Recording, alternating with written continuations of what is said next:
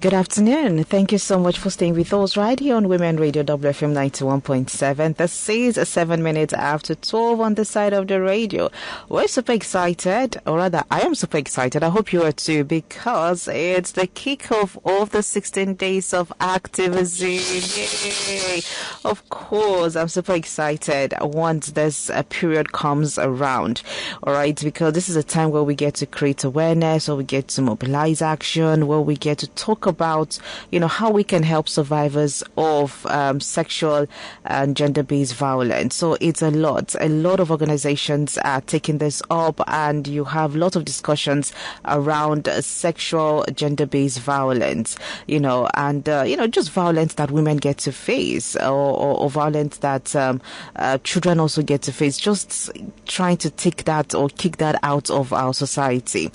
Well, my name is Rose Yusuf Kaiser. This is Women Radio WFM 91.7. This is Nigeria's first radio station for women and their families. And of course, yes, I'm super excited to be with you today. This is the program, The Big Question. Now, you're welcome to The Big Question, where we get to discuss and provide solutions to issues affecting us as a nation. Now, for the next 16 days on The Big Question, we will be going through with 16 days of activism.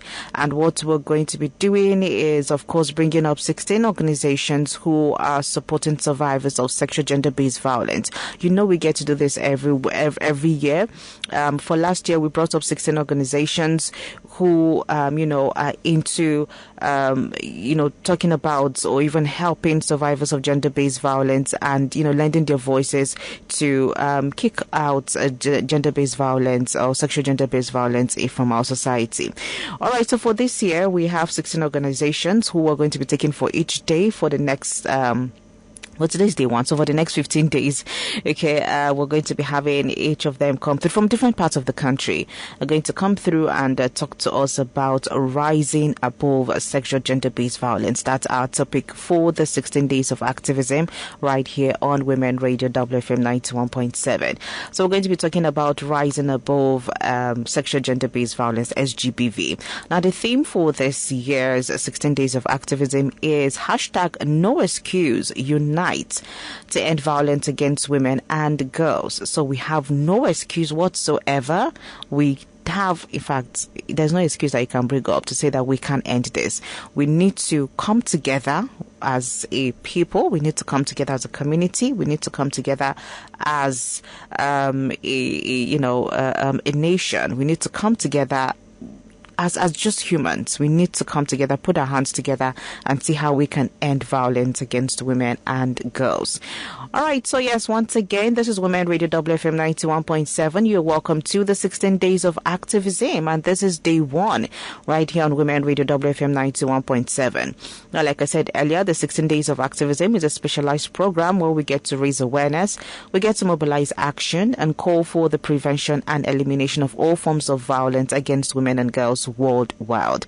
Now, this broadcast starts from today, which is the 25th day of November 2024, and is going to run up to 10 December 2024. So for each of these days from now to Friday, Saturday, Sunday till the 10th of December, we are going to be going through with the 16 days of activism. So do want to join the conversation by contributing or reacting to the big question.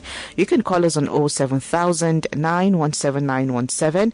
Do want to send us a WhatsApp message on 070-317-56537. And of course, not also forgetting the toll-free number for our female callers, 0800 1235 917. All right, so for those on social media platforms, Facebook, Instagram, X, and of course YouTube pages are up there. You can just log on to any of our pages there on WFM at WFM 917 or our website, so www.wfm917.com. All right, so today on day one of the 16 days of activism, we'll be discussing work done so far, challenges way forward in supporting survivors of sexual and gender-based violence. So we are focusing on survivors of sexual gender-based violence. Remember, I said the topic is rising above SGBV. And to do this with me today on day one, the first organization that we are featuring today on the program is CWINS. Now, CWINS is Women for Excellence and Empowerment in Nigerian Society, Christian Women for Excellence and Empowerment in Nigerian Society, CWINS. And with me this afternoon is the program's manager, Demisit Binyere Piantam. Good afternoon, Demisit. How are you today? Good afternoon, Rose. I'm fine, thank you. How are you doing? I'm doing well. I'm doing well too. Thank you so much for joining us today. So, before you came on the program, you told me that the organization went for a walk today. So, tell me about that as regards the 16 days of activism.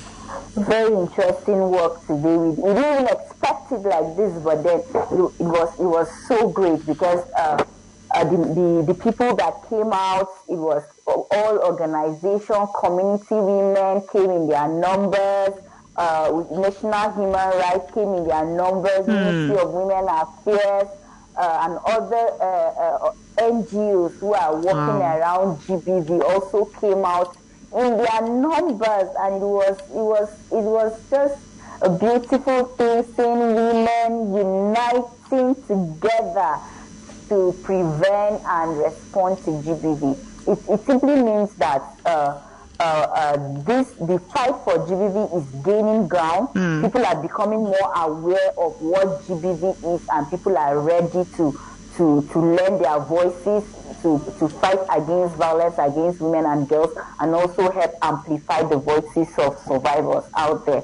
So it was a great one, and we thank God. Okay, great. I'm super excited to hear this too. Thank you once again for joining us. And of course, as the theme says, unite, we are definitely uniting. All right, so this is WFM and CWINS collaborating to see how we can also lend our voice to this. All right, so now, violence against women and girls is one of the most widespread human rights violations globally. Now, according to the United Nations Women, nearly 1 in 3 women have experienced physical and or sexual violence, whether by an intimate partner or others, at least once in their lifetime. In 2023 alone, which was just last year, over 51,100 women were murdered by partners or family members, equating to 1 woman killed every 10 minutes. This violence, which can be physical, sexual, or emotional, has severe short and long-term effect on women's physical and mental health. The scale of this crisis underscores the urgent need for comprehensive action to prevent violence, support survivors, and ultimately end these violations. So the International Day to raise awareness, mobilize action, and call for the prevention and elimination of all forms of violence against women and girls worldwide. So today we are discussing challenges and way forward in supporting survivors of sexual and gender-based violence. And like I said earlier, I have Demisit Binyere Piantam. She is the Programs Manager, Christian Women for Excellence and Empowerment in Nigerian Society, CWINS. So right now it's about 15 minutes after 12, and this is Women Radio WFM 91.7. My name is Rose Yusuf Kaisar, and to be a part of the program, you can dial 07000 917 917. Our toll-free number for our female callers is 0800 1235 917. Feel free to send in a WhatsApp message to 070 317 56537. All right, then we said let's head on with the conversation now. Tell us, as an organization, CWINS, part of what you do is to support survivors of sexual gender-based violence, SGBV. Now, what specific programs or services does your organization provide to help survivors rebuild their lives after experiencing SGBV? Because it's one thing to experience it, it's another thing for you to seek for help, and it's another thing to get support all through until everybody show that you are ready to go. Yeah. So for us queens, we actually call it queens and not CWINS queens.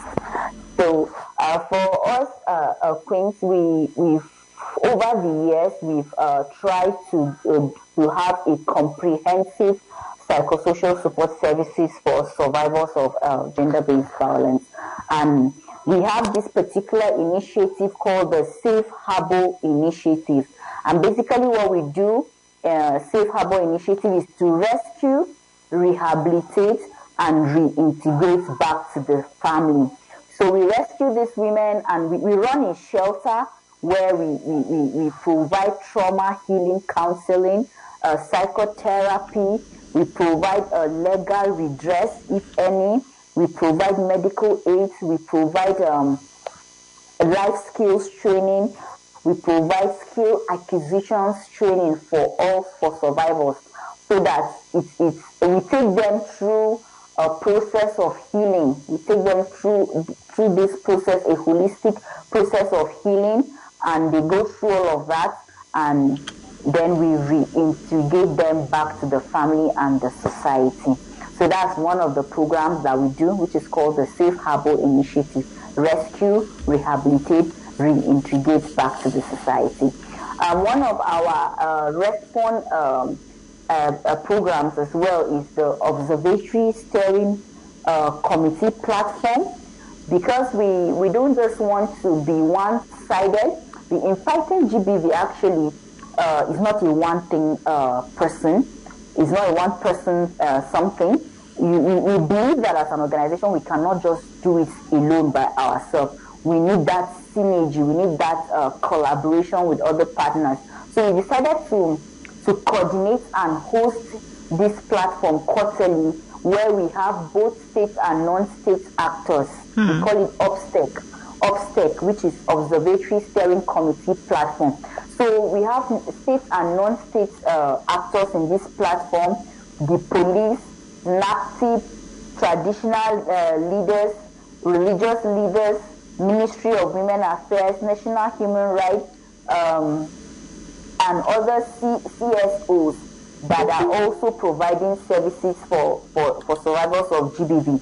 So we use that particular platform as a reporting, referral, and response platform, whereby cases are being reported on the platform and actions are being taken on that platform. And why do we do that? Because we don't want perpetrators to go scot-free.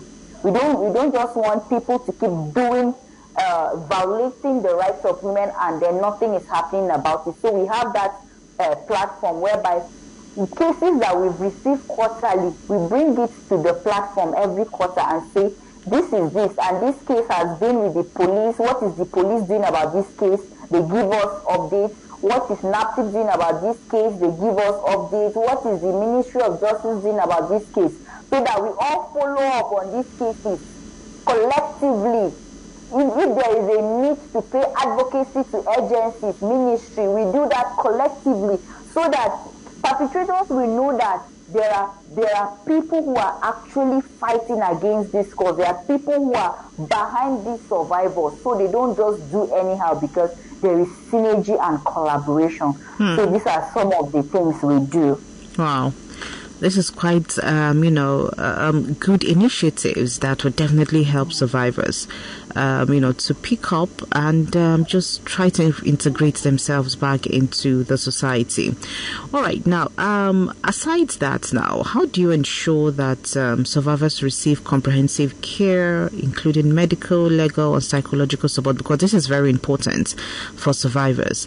Now, with all of the collaborations that you've mentioned, I'm sure that some of these have actually come into it. But then, when concentrating on the survivors, how do you ensure that they actually receive adequate care, including medical, legal, and psychological support? All right. For us as an organization, whenever we have a case or whatever violation is, the first thing we provide is medical attention. We go for checkup. They need to see, especially for cases of rape, which we know that we also need medical reports to be able to prosecute, to go ahead for those cases. So we do medical checkup first thing first. And because we run a shelter where we have these survivors, whenever they come, we take them to the hospital. We do checkup monthly, quarterly, and as the case may be, because. Like for us in Plateau State presently, we've been having series for the whole of this year. We'll be having cases of trafficking. And these people, when they are rescued, they are being brought to our shelter. And I can tell you that just like 2 weeks ago, we had an outbreak of infection in the shelter. Yeah. So it is something that immediately when they come, we have to take them to the hospital. First thing first, so that it won't come and escalate. Infection will not come and escalate in the shelter. And then we also have to take them for general checkup, things like malaria, typhoid, and all of that. We do all of these things for them because we aside from trauma they are going through and other aspects of trauma, we also want them to be healthy. We also want them to live a healthy life. So we do medical, we provide medical aid. We also partner with hospitals, like I earlier told you on the observation. We also have hospitals. Just University Teaching Hospital is part of the hospital we partner with, and few of the primary healthcare as well around us, we partner with them. So we partner with them in such a way that even when we don't have funds, we should be able to take our survivors there, and sometimes they sometimes for their own support they give us free treatment, and sometimes they can even give us before we will be able to pay them. But because of partnership, we know that we can take any survivor anytime to this particular hospital, and they can be given they'll be attended to. Okay. All right. Thank you so much, dear Mrs. This is 23 minutes after 12 right here on Women Radio WFM 91.7. My name is Rose Yusuf Kaiser, and this is the program The Big Question. And on The Big Question, we are going through with our 16 days of activism. Today is our day 1, and we are talking about rising above SGBV. All right. And of course, we have Queens joining us for today, being day 1. We have the programs manager with us, Mrs. Bayer Piatam, and of course we have been looking at the topic rising above SGBV. Now, let's head on to talk about how your organization has involved communities in raising awareness and fostering a culture of zero tolerance for SGBV, because this is definitely important. We are looking at how we can get to a point where we can say, oh, our communities, our societies are safe for women and girls. So, but, your organization alone cannot do this. You have to involve community heads, religious heads and all of that. So how has the organization been able to do this, involve communities in raising awareness and fostering a culture of zero tolerance for SGBV?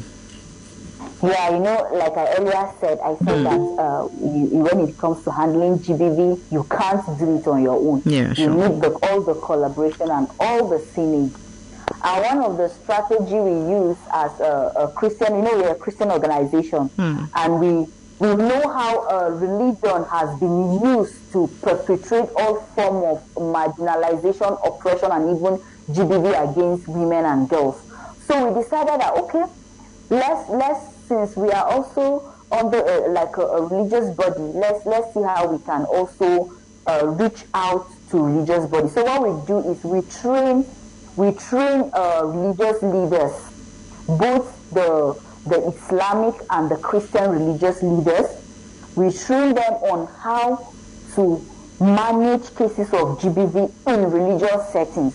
When they come to you, when a woman comes to report that, my husband is beating me, do you just go about telling her you can pray for him, forgive him, as the Bible says, forgive one another? What exactly do you do? Do you send her back into the hands of the perpetrator? What services do you provide? So because we don't want such situation whereby women cannot actually open up to their leaders because they are afraid that they will ask them, go back, it's your cross, so you carry your cross. God hates divorce and all of that. And so we decided to train religious leaders and then open case management in their churches. They have we train them as case managers, and then they open case management whereby they are able to handle those cases that they cannot handle. They refer to us. So we have that partnership. We have that partnership, And they also train them and help them to know that, see, GBV cases are not just cases where they'll come and say it's a family issue. No, it is a crime. It is a violation of human rights. It is a criminal crime. No, but somebody should not come and say he's being raped and then you just keep it in the name of trying to cover up for your church member and all of that. And through that, we've actually been seeing churches pastors calling us that, hey, this person is my member, but I'm handing it over to you people for it to be dealt with, because I've been trying to talk to him about a particular case. This person has beat his wife. He comes to apologize, but I don't want him to go scot-free. I really want him, if he can sign an undertaking and all of that. And pastors have been calling us to say, this person is here, we need you to come and pick this person. So we actually been having a good partnership with religious leaders for us. And then at the community basis, we created Women Peace and Security Network. Women Peace and Security Network. A safe space for women who can actually walk to their fellow women to say that this is what I'm going through. This is what I'm going through. And these women will also collectively engage their traditional leaders about cases. Like for us, we were able to even push for a woman to be the first a woman to be part of the traditional cabinet. Therefore, she's like a voice to other women. When cases of GBV come, they just go to report to her, and then she reports to the king in the community. And the king takes action immediately. They have bylaws of how to sanction those perpetrators and all of that. And when the case is something they feel is beyond them, they report to us so that we can take it up to the right authorities. Okay. So we've always know that partnership is so very important. And even in schools, we decided to establish clubs in secondary schools and primary school. We call it the Girls Empowerment Mentoring Scheme Peace Clubs. So in this club, we train teachers. We train teachers to become clubs facilitators, and we establish these clubs in schools where we teach. We develop a manual, a gender rights education manual, where they used to teach these children about their gender rights and GBV, red flags, what to do, who to report to, and we have all our helplines in their schools, in the boardrooms, in the classes, so that they can report cases of child sexual abuse, molestation, even child labor, and all of that. So we are trying to penetrate all round to see how we can just cope this issue of violence against women and girls. Okay. All right, thank you very much, Ademisi, for taking us through all of those efforts you get to do with different community heads, religious leaders, and all of and all who are concerned. All right, so just quickly take us through some of the challenges that you face in your effort to support survivors, and how do you think that other stakeholders can help address these challenges? Let's get to hear from you, because I know that this does not come without its own challenge. So how do you get to face some of these challenges, and how do you even overcome them? Let's get to hear from you.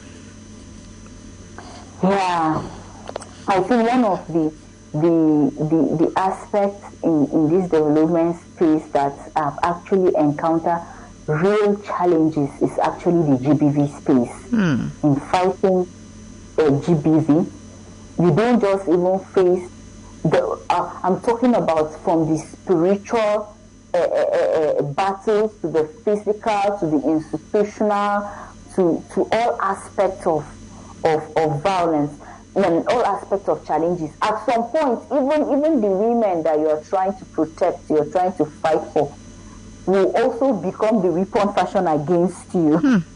So, there are different and various type of challenging, ranging from when the survivors come and then the inconsistency in trying to to narrate her story, her ordeal, and of course, it comes with such when you are dealing with survivors of GBV, of course, because of trauma, you expect that, okay, from time to time the story is not really consistent because of what they have been through. These are some of the challenges that also delay prosecution, because you can go to the police and you put down a statement that they are trying to forward to court, and then the survivor is bringing new information like, you would have said this earlier, now this would be helpful, or she's trying to withdraw another statement and you're just going back and forth. It delays the whole process. And then we always face challenges with the police. Survivor will go to the police station to say, I was raped, and they're asking you said enjoy them. You are re-traumatizing a survivor. And even when you know how difficult it is for somebody to be raped and even come out to speak up to say that I was actually raped, and then you are re-traumatizing the person with such statements. And even when the organizations they go through organizations like ours so that there can be some kind of push here and there. You go to the police and the police are telling you that there is no file. You have to pay 2,000 naira for file. A perpetrator, we don't have first to go and pick a perpetrator and all of that. There is this case that we've been battling for. This is the 3rd week. A neighbor raped a child, and he was caught in the act. Now we went to the police. The police are saying that they can't find the perpetrator. We have to, and as an organization, they are demanding that we pay 40,000 for them to track the person. Okay, and they are telling, after tracking the person, the organization has to pay a transportation for 3 police to go and pick a perpetrator. Wow. So imagine survivors. This woman is somebody who is just a petty trader in the area. She does not even have transportation to the police. Sometimes we pay her transportation to the police station and pay her transportation back. We are expecting these people to be able to afford 40,000 naira for tracking a perpetrator and still pay for transportation for police to go and get a perpetrator. These are some of the challenges. And even as an organization, sometimes we don't have this thing in the budget. It's not factor in the budget that we are now to pay a government agency to be able to track perpetrators. For you to even prosecute cases, you will tell us that, okay, you have to pay money for us to take this case to court, or pay money to go and obtain an order in court to keep a perpetrator for more than 24 hours in the police station. So, these are all different forms of challenges that we face. Yeah. We have challenges that we go to court and the court is saying that the police reports and the medical reports we are bringing, the medical record is not from the hospital that we expected to come, so it's not holding weight like that and all of that. Where do you start from? Or you go back to the recommended hospital, the hospital is now saying that this rape case has been for over 2 months, we cannot really get anything out and all of that. Okay. All right. This could actually be a lot. I'm sorry, I just had to cut you short there because we are out of time already. All of these challenges could actually be a lot, but the thing about challenges is that once they come, you figure out a way around it, and that could actually be a way out for so many others too that could come to you. All right. So just before we go, now, how do you think that stakeholders like society, government, and other organizations can come together to support survivors of SGBV? Because at the end of the day, it has to be a collective effort. And like the theme for the year says, unite. So we need to all come together. So how do you think we can achieve this? I think we can achieve this by actually coming together, just like you have said. Not just coming together, but coming together with your own quota. Coming together and actually being able to impact your space. If Queens is providing a shelter, okay, If your organization is yours is awareness, do it excellently. If yours is to prosecute, do it without expecting bribe or expecting something. Let's make sure that wherever we are, we all put our heads together and intentionally provide services to survivors of GBV in an excellent way, in a professional manner, and in a prompt manner as well. That will go a long way. Okay. All right. Thank you so much. Thank you so much. So at the end of the day, what we all can do, let's try to do it well so that at the end of the day, we are achieving the purpose of which we have all come together to do, which is, trying to take out sexual and gender-based violence from our societies, communities, and even, the country at large. This is where I would say thank you so much. I didn't miss it for coming on the program on our day one of the 16 days of activism. Yes, we're super excited, to talk about this with you, and hopefully by next year we would have better things to say when it comes to, raising more awareness, taking out gender-based violence from our societies, and, talking about how to keep supporting survivors of violence in every part of our society. Thank you so much, Mr. for today. Thank you for having me. I really appreciate it, Rose. All right. Thank you so much. Thank you. Do want to have a great day ahead, and of course, the rest of the week. I know it's going to be full of activities for the 16 days of activism, but we wish Queens all the best. Thank you so much, and you too. All right. So there you have it. That's our day one of the 16 days of activism. And of course, we had with us today the program's manager, Christian Women for Excellence and Empowerment, Nigerian Society Queens. All right. That's the It's been European term. And we talked about rising above SGBV. So like she said, this is not just left for the organizations. We'll have a part to play as community members, as neighbors, as a society, government officials, organizations. You are a stakeholder once it comes to gender-based violence. So rising above SGBV requires collective action, unwavering commitment, and the empowerment of survivors to help them reclaim their lives. As we mark the 16 days of activism, let us amplify voices, strengthen support systems, and foster a culture of zero tolerance for gender-based violence. Together, we can build a safer, more equitable world where everyone can thrive free from violence. All right, so a very big thank you to the program's team of Women Radio for putting this together, and the executive producer, Tom Okewale Shunaya. My name is Rose Yusuf Kaiser. Do well to have a great day ahead and stay with us right here on Women Radio WFM 91.7. Good afternoon. WFM 91.7. Radio never sounded so cool.